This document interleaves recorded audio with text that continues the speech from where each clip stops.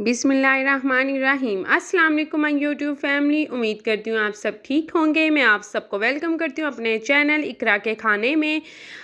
Hope so आप सबको मेरी रेसिपीज़ पसंद आती होंगी। आज भी मैं आप सबके साथ जो रेसिपी शेयर करी हूँ वो है विंटर स्पेशल तिल पट्टी की रेसिपी, तिल शक्री, जिसे बास लोग तिल पापड़ी भी कहते हैं। आज हम वो बनाएंगे और इसको हम गुड़ के साथ बनाएंगे। जो बाज़ार में बिकती है वो चीनी के साथ बनाई जाती है, लेकिन हम इसको गुड़ के साथ बनाएंगे। गुड़ वाली बहुत बहुत मज़े की बनती है। तो यहाँ पे हमने 1 कटोरी भर के सफ़ेद तिल लिए हैं इसके लिए, और एक ही हमने जो गुड़ की जो पेसी होती है, गुड़ का जो डली है, वो हम 1 अदद लेंगे। बड़ी वाली है क्योंकि हमने जो है जो तिल की क्वांटिटी है ना वो ज़्यादा है, 1 पाव के करीब है। तो तिल यहाँ पे मैंने साफ़ सुथरे लिए थे। अगर आपके तिल मतलब कि जो उसमें मट्टी है तो आपने उसको पहले चुन लेना और उसके बाद उसको किसी भी कपड़े में डाल के ना तो आपने उसको मसल लेना है। जैसे कि मैंने अपनी पहली पुरानी वीडियो में भी इस तरह उसकी सफाई का तरीका शेयर किया हुआ है। तो तिल तो हमारे साफ़ थे इसलिए, लेकिन अब गुड़ को जो पीस लेंगे, गुड़ जब इसको छोटे छोटे टुकड़ों में ना जब आप कर लेंगे ना तो आपके लिए बहुत आसानी हो जाएगी। या आप शक्कर भी ले सकते हैं इसकी जगह पे। यहाँ पे गुड़ हमारा पीसा जा चुका था। और अब जो है ना हमने एक पैन लेना है। पैन में बिल्कुल भी आपने कोई भी ऑयल नहीं है, कुछ भी नहीं है, देखे खाली है। तो अब इधर हम सफ़ेद तिल डालेंगे। तो सबसे पहला जो आपका जो स्टेप है ना वो आपने ये करना है कि जो सफ़ेद तिल है उनको ड्राई रोस्ट करना है। और यहाँ पे अब मैंने चूल्हे पे चढ़ा दिया। फ्लेम आपने लो टू मीडियम ही रखनी है। और यहाँ पे आपने यानी कि अगर तो मीडियम फ्लेम रख रहे हैं ना तो फिर तो आपने मुसलसल चूल्हे के पास ही खड़े रहना है और इसको चम्मच चलाते जाना है। और अगर आपने इसको छोड़ के कहीं काम करना है तो फिर लो फ्लेम, इंतहाई लो फ्लेम पे आपने थोड़ी थोड़ी देर बाद आके चम्मच चलाते रहें। तो लेकिन यहाँ पे ये है कि मैंने लो टू मीडियम रख के इसे 2 से 3 मिनट लगे थे और मेरे ये जो तिल है ना आसानी से हो गए थे।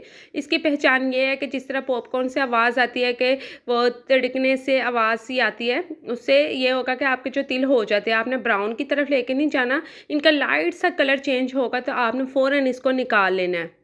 तो जो मेरी सजेशन है कि आप तिल के पास बिल्कुल खड़े रहे जब इसको ड्राई रोस्ट कर रहे हो। 2 से 3 मिनट में आपके अच्छे से भुनाई हो जाएगी। अब आपने ना पहले हमने इसको जिसमें तिल शक्री बना के अपना डालना है ना उस जगह को ग्रीस करेंगे। अगर आपके पास लकड़ी का जो वो है कटिंग बोर्ड है तो आप उस पर भी रख सकते हैं, लेकिन यहाँ पे हम शेल्फ का ही इस्तेमाल करेंगे। तो यहाँ पे मैंने बेकिंग पेपर लिया था, वो अपनी जगह से हिले ना, तो हम इसको नीचे जो है ना इसके ग्रीस कर लेंगे ऑयल के साथ, ताकि जो हमारा पेपर है वो हवा की मदद से उड़े भी ना और इसके साथ चिपक जाए। अब यहाँ पे आप रखेंगे तो जैसे मर्जी, अब ये बिल्कुल भी नहीं हिलता। अब इसके ऊपर भी आपने घी लगाना है। इससे ये होगा कि जब आप बना के डालेंगे ना तिल पट्टी को तो वो चिपकेगी नहीं। तो इसके ऊपर भी घी लगा दें। और अब ये वाला काम आपने पहले कर लेना। तिल को भूनने के बाद ना ये काम आपने पहले करके रख लेना है। बेलने को जिसकी मदद से आपने बेलना है उसको भी ग्रीस करके रख लें। चलें, ये काम हो चुका है। अब इसको करें साइड पे और अब दोबारा से अब खाली पैन हमने चूल्हे पे दोबारा चढ़ा दिया है। इसके अंदर कुछ भी नहीं डाला, ना ऑयल ना घी। तो आपने जो गुड़ को पीस के रखा हुआ था ना वो डाल देना है। यहाँ पे अब गुड़ आपको ना बहुत जल्दी मेल्ट हो जाता है, लेकिन यहाँ पे देखिए इस पर पानी डालेंगे तो पानी आपको जो स्क्रीन पे नज़र आ रहा है ना हमने बहुत थोड़ा सा लेना है। अगर ज़्यादा डालेंगे ना तो वो फिर काम बहुत ज़्यादा हो जाएगा कि बहुत देर तक आपको इसके पास खड़ा होना पड़ेगा।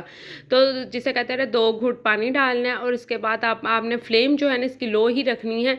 थोड़ी सी देर में खुद ब खुद मेल्ट होना शुरू हो जाएगा। लेकिन यहाँ पे जो टाइम टेकिंग है ना आपका, ये गुड़ ही टाइम लेगा। कोई 10 मिनट तो ले जाएगा इजीली, 10 से 12 मिनट, 10 मिनट से ऊपर ही लेके जाएगा, कम नहीं होगा।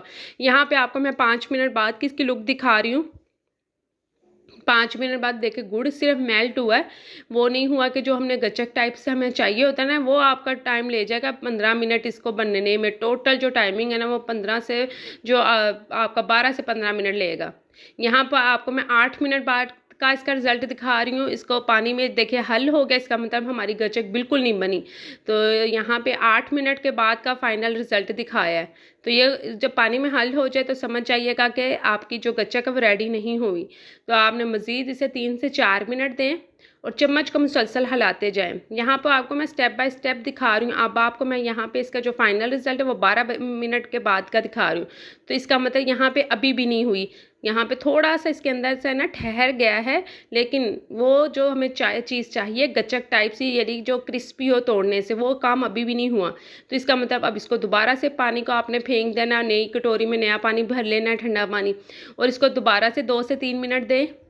टोटल इसको करते हुए देखे 12 से मैंने ना 15 मिनट के बाद का रिजल्ट दिखा रही हूँ। अब काफ़ी हद तक पानी में डालते साथ ही ये रुक गया। तो अब देखेंगे इसको उठाते हुए, मैं आपको फिर से दिखाऊंगी। ये बिगनर्स के लिए मैं दिखा रही हूँ कि जिनको यानी कि जो स्टार्ट से काम करे, फर्स्ट टाइम बना रहे हैं, तो देखेंगे अभी भी सॉफ्ट है, ये अभी भी नहीं बना। तो अब हम इसको दोबारा से थोड़ा सा 2 से 3 मिनट मज़ीद देंगे। आपने इसको जलाना भी नहीं है कि जले हुए का टेस्ट आए। तो आप जब इसे 3 से 4 मिनट मज़ीद दे देंगे ना, इसके बाद अब मैंने फाइनल रिजल्ट करते हुए इसको दिखाया नहीं है, लेकिन यहाँ पे अब शक्ल ये आपको देखे इसकी बता रही है कि ये क्रिस्पी और क्रंची हो चुका है। जब ये इस तरह का हो जाएगा, आपने 1 चम्मच इसके अंदर ना देसी घी डाल देना है। अगर देसी घी ना हो तो आप ऑयल बिल्कुल भी ना डालिएगा, घी ही डालना है, नहीं तो आप स्किप कर दें। ये डालने के बाद देखिए अब शक्ल इसकी बता रही है कि अब ये हो चुका है। तो अब बस आपने सफ़ेद तिल इसके अंदर डाल देने हैं, जो भून के आपने रखे होंगे ना पहले साइड पे, वो डालना है। और इधर आपने ना फ्लेम आपने बिल्कुल बंद कर देना है और जल्दी जल्दी पे इसको मिक्स करना है। ये काम थोड़ा जल्दी करने वाला होता है, क्योंकि तिल इसके अंदर जब रुक जाते हैं ना, वो फिर फ़ौरन जाके ना जमना शुरू हो जाएगा। तो फ़ौरन आपने अच्छे से जल्दी से मिक्स कर लेना है इसको। और मिक्स करने के बाद जो आपने पहले ही ग्रीस करके रखा हुआ था ना, उसके अंदर पलटना है। लेकिन पलटना कैसे है कि आपने बेलन को पहले ही घी लगाया होना चाहिए, ताकि आपका जो है ना इसके बाद टाइम इतना नहीं लगता आपका। यहाँ पे देखें मैंने घी लगाते हुए पहले ही रख लिया था। अब इसको हम जो मिक्सर बनाया उसको इसके अंदर पलट लेंगे, और आपने बर्तन को अच्छे से खाली करना है।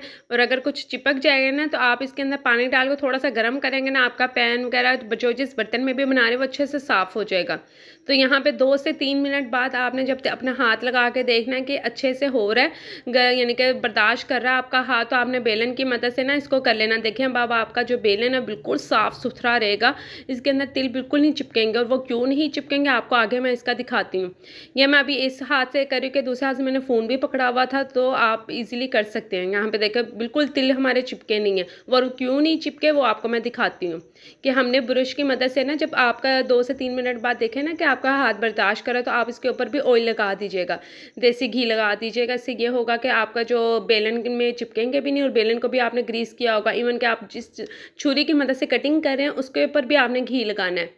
तो फ़ौरन आपने गरम गरम में ही ये काम करना है, इससे शेप अच्छी से कट जाएगी। अगर आप ठंडा कर लेंगे ना, फिर शेप बिल्कुल नहीं आपकी बनेगी। तो यहाँ पे अभी गरम था, तो मैंने फ़ौरन इसको क्यूब शेप में ना, जिस तरह चौरस पीस में कट कर लिया था। तो यहाँ पे स्क्वायर में रखा था। अब आपकी मर्ज़ी, आप इसको जैसी मर्ज़ी शेप दे सकते हैं। बहुत मज़े की बनी थी। यहाँ पे देखें, और इसके बाद ना आपने इसको ऐसे ही छोड़ देना। ठीक उसके 10 मिनट बाद ना आपकी ये खुद ब खुद आपके जगह छोड़ देगी बेकिंग पेपर को, और अब आप जैसे मर्ज़ी इसको उतारेंगे ना, ये उतर जाएगी, चिपकेगी नहीं।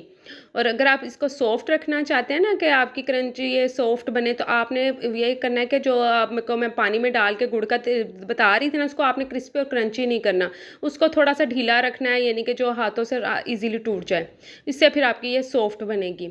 तो उम्मीद करती हूँ आपको मेरी ये तिल पट्टी की रेसिपी पसंद आई होगी। अगर पसंद ज़रा सी भी पसंद आई है ना, तो आपने कमेंट बॉक्स में ज़रूर बताना है कि आप सबको ये रेसिपी लगी कैसी है।